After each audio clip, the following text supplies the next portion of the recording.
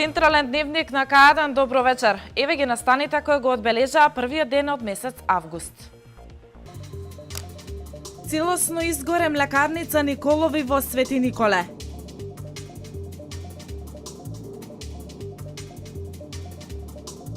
Едно лице загина во сообраќајна несреќа близу тунелот Катланово. Свештеници од Повардарската епархија одржаа панихида за покојне војводата Јован Наумов Алавакот и гемеџијата Милан Арсов. Целосно изгора млекарница Николови во Свети Николе. Според нашите информации, пожарот избувнал во 9 часот кога работниците заминувале на пауза за доручак. За ова повеќе во овој дневник ќе погледнете делот вклучувањето во живо во дневникот во 16:30 на колешката Катерина Нацава.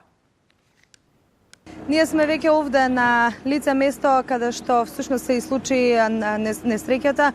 Утрово во 9:15 часот се запалило погонот на млекара Николови во Свети Николе. Веднаш потоа биле пристигнати на лице место и противпожарните единици и полицијата. За сега се уште немаме точни информации, освен она што и ти го кажа дека причината поради настанатиот пожар е електричната инсталација, што и како се случило точно. Се уште екипите се на терен и испитуваат, истражуваат. Мој соговорник е командирот на територијалната противпожарна единица во Свети Николе. Тие веднаш стигнале на местото. Во моментов пожарот е веќе згаснат. Што точно се случи, командире? Што точно се случи? Значи се вале во 9 и нешто часот, кога не јавија дека е запалена погонот на млекарата Николови. Веднаш реагиравме со 2 противпожарни возила и 4 пожарникари. Веднаш потоа е побарано помош од пожарната од Свети Николе со 3 противпожарни возила и 10 пожарникари. Побаравме помош од Велешката пожарна, од Штипската пожарна, исто така значи голема благодарност до нив. Огнената стихија беше голема, се трудивме, го локализиравме пожарот. Среќа нема жртви, има само еден пожарникар со мала повреда. За сега ова се првите информации, само да напоменам дека собственикот на млекара Николови не дозволува снимање на објектот, така што за жал не можете да видите како изгледа сето тоа. Можам да ви пренесам дека навистина страшно, штета голема има, колкава е штетата се уште не се знае, меѓутоа во текот на денот очекуваме да ги добиеме и тие информации.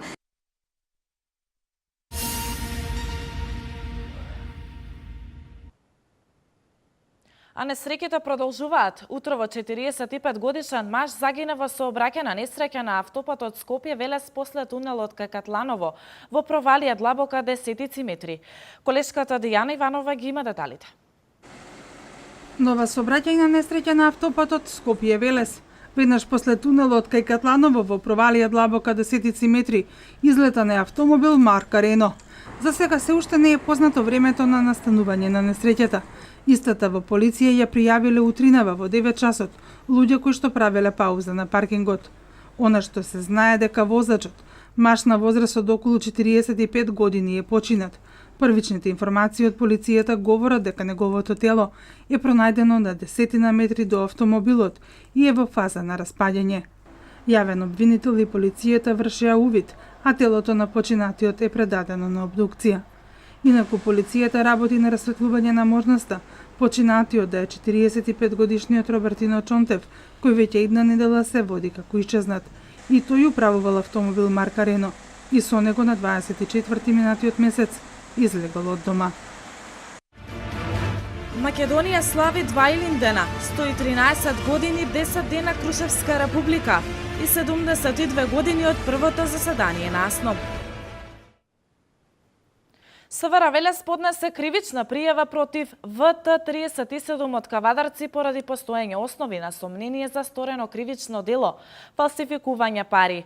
Имено пријавениот на ден 4.5.2016 година отишол во трафика на градскиот плоштад во Неготино и купил 2 кутии цигари за кои платил со фалсификувана банкнота во АПН од 500 динари, која била забележана од страна на вработената и настанот бил пријавен. По извршено вештачење било утврдено дека банкнотата е фалсификат.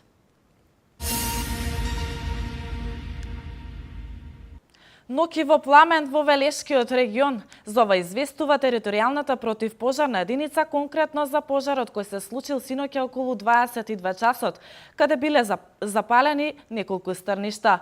Иако со закон е забрането, за жал земјоделците во овој регион и понатаму ги палат стрништата. Пожар на стрниште во Велешкото село Иванковци ја покачи вредноста на концентрацијата на чад во воздухот. Пожарот се случил синоќа околу 21 часот и 40 минути, каде биле запалени повеќе стрништа. Според податоците од мерните станици за животна средина, околу 22 часот во Велес биле измерени 1,2 микрограми на метар кубен. Иако со закон е забрането, за жал селаните се уште го практикуваат овој начин на палење. Територијалната противпожарна единица во текот на изминатата ноќ имаш интервенција на пожар од 21:40 до 02:15 часот за запалено стрниште меѓу Отовица и Лугунци. При гаснењето на пожарот интервенирала територијалната противпожарна единица. Оттаму апелираат да не се палат стрништа, бидејќи опасноста е голема. Македонија слави 2 Илиндена, 113 години, 10 дена Крушевска република и 72 години од првото заседание на АСНО. Во село Равец денеска се одбележаа 113 години од Илинденската епопеја и 72 годишнината од одржувањето на првото заседание на АСНО.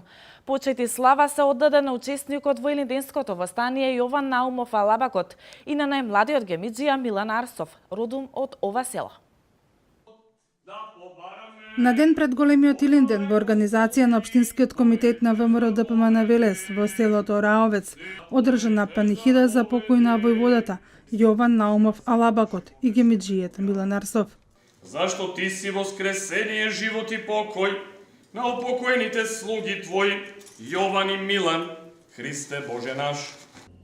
Илинден 903 е силниот мотив кој што обстојуваше низ годините след остварување на крајната цел Слободна Македонија. Во Илинденската епопеја најголем символ се војводите и комитите. Јован Наумов Алабакот е само еден од војводите кој имал голема заслуга за подготовките на востанието. Тој со својата чета и напаѓа касарната во Крушево. Последна голема битка, Алабакот успеал заедно со својата чета да ја ослободи касарната. Пратеникот Ѓорѓе Коџобашије вели дека ВМРО ДПМН не ги заборава јунаците кои што ги дадоа своите животи за Слободна Македонија. Иако, во едно друго време, неправедно историски е подзаборавен токму Јован Наумов Алабакот. Денес поклонувајќи се пред неговиот гроб, таа неправда се надминува. Почнувајќи уште од 2093 година, за прв пат Општинскиот комитет на ВМРО ДПМН Велес го одбележува најпрво гробот на Миле Попјорданов. 2002 година започнуваме се одбележување, односно ставање на овие спомен плочи овде зад нас на Јован Алабакот и на гемиџијата Милан Арсов. И традиционално од тогаш, значи почнувајќи од 2002 година, денеска е 14 годишнина, Општинскиот комитет традиционално организира панихида да одбележиме нивниот живот, нивното дело. Исто така тоа сме го направиле и 2004 година со одбележување на громно место, со одбележување на спомен плочата на Велко Попадински во Попадија. Почито даден и на Милан Арсов, најмладиот гемиџија. И неговото дело е достојно за славење во деновите кога Македонија ги слави историски незначајните датуми.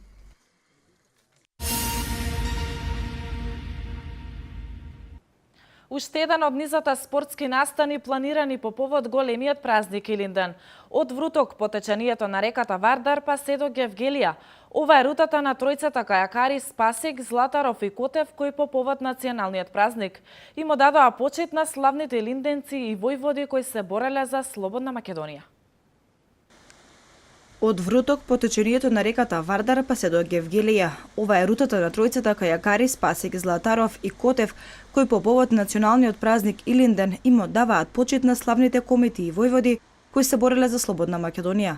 Во неколку етапи се состоеше нивната рута, поминаа низ Велес покрај Мало Мовче, а се очекува во текот на утрешниот ден да стигнат до Гевгелија. Целата пловидба е поделена во 4 дела. Првиот дел не беше од Вруток до Скопје, вториот ни е Скопје-Велес, третиот Велес-Демиркапија и четвртиот последниот ни е Демиркапија-Гевгелија. Кајакарите велат дека оваа рута им задала тежок предизвик, особено првата етапа која била во должина од околу 100 километри. Синоќа во Велес ја завршија втората етапа, за која велат дека е нешто полесна, а во вторник на ден Илинден ќе стигнат во Гевгелија. Првата етапа ни беше од Вруток до Скопје и траеше од раните утрински часи до касните попладневни. Изминавме преку 90, скоро 100 км и беше стварно тешко да се издржи психички и физички. Но ете успеавме. Повторно ќе биде тешко, но се надам да ќе стигнеме наверно како што планираме, да се заврши добро. Па негде околу 18-19 часот во вторник, на 2 август. Од Вруток до Гевгелија, кајакарите ќе поминат нешто повеќе од 250 километри. Овој подвиг, се надеваат тие, ќе стане традиција како што е вардарската регата и секако линденската коњаница, чија главна дестинација е славното Крушево.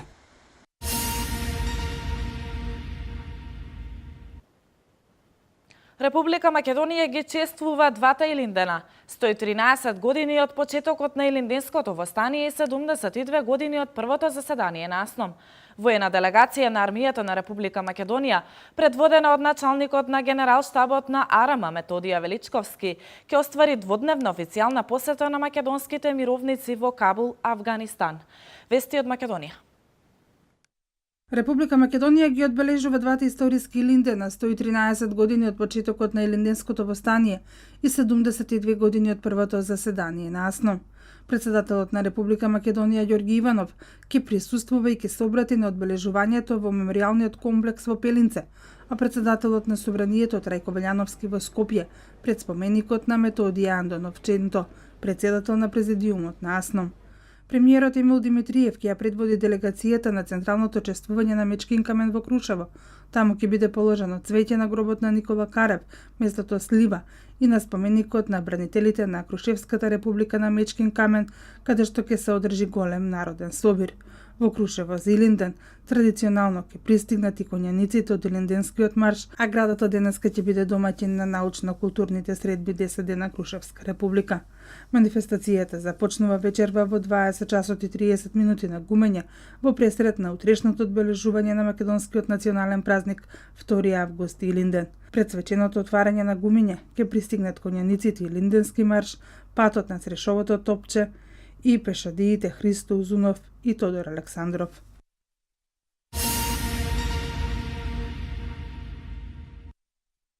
Војна делегација на армијата на Република Македонија, предводена од началникот на генералштабот на армијата на Република Македонија, генерал подполковник Методија Величковски, ќе оствари дводневна официјална посета на македонските мировници и на командата на мисијата Одлучна поддршка во Кабул, Авганистан.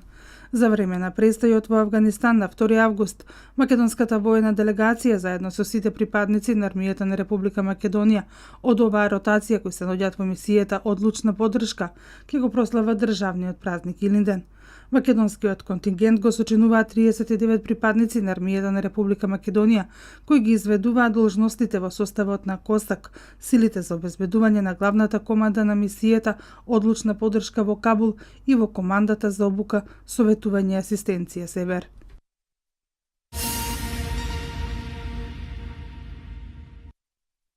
Изминатите 7 дена на телефонската линија 0215 123 или позната како Ало докторе, медицински совет побарале 1436 граѓани.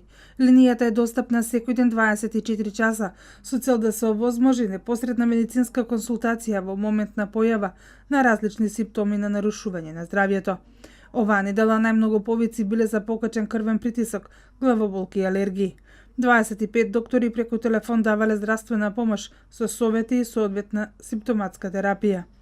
Телефонската линија Ало докторе функционира од 15 септември 2014 година и до сега се регистрирани 105.773 повици.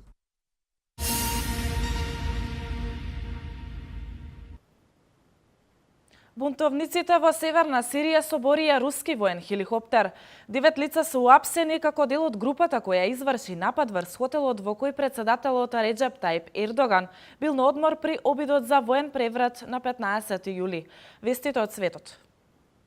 Бунтовниците во Северна Сирија соборија руски воен хеликоптер при чии уривање загинаа сите 5 членови на екипажот, соопшти денеска портпаролот на Кремљ Димитри Песков. Според него, како што јави ТАСС, станува збор за транспортен хеликоптер од типот Ми-8 кој бил соборен во провинцијата Идбил. Сите лица од авионот загинале.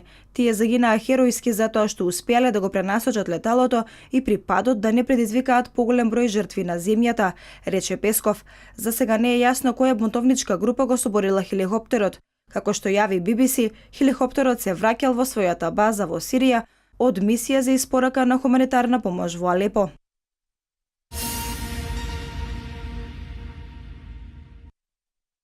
Папата Франциско изјави дека не ги изедначува исламот и тероризмот, нагласувајќи дека и христијаните може да бидат исто толку смртоносни и предупреди дека Европа својата младина ја турка кон тероризам. Папата за време на посетата во Полска изјави: "Сметам дека не е правилно да се изедначува исламот со насилство. Во речиси секоја религија има некоја мала група фундаменталисти. И кај нас има", истакна папата, појаснувајќи ја својата одлука да не го спомене исламот кога го осуди бруталното джихадистичко убиство на католички свештеник во Франција, за која одговорноста ја превзеде исламската држава. "Доколку треба да зборувам за исламистичко насилство, треба да зборувам и за христијанско насилство. Секој ден во весниците во Италија гледам насилство. Овој убил својата девојка, оној таштата, а сите тие се крстени како католици." Според него религијата не е вистинскиот покренувач на силата која стои за тероризмот.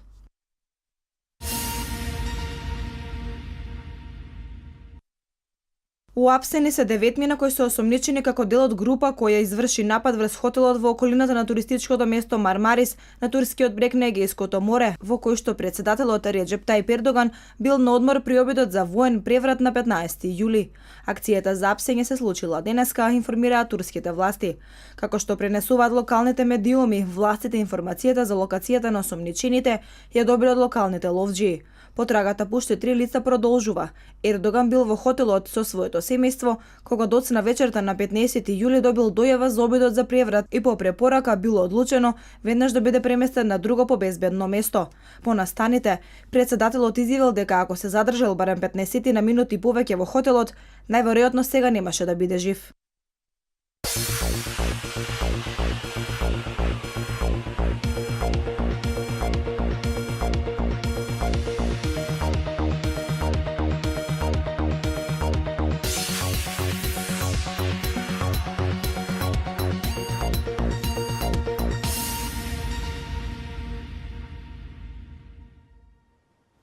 Денеска имаме сончево и топло време со температура до 39 степен. За утрешниот ден метеоролозите најавуваат нестабилно време со пороен дожд, грмежи и засилен ветер. Но во вечерните часови ќе настапи стабилизирање на времето. Да го погледнеме графичкиот приказ на температурите по градови.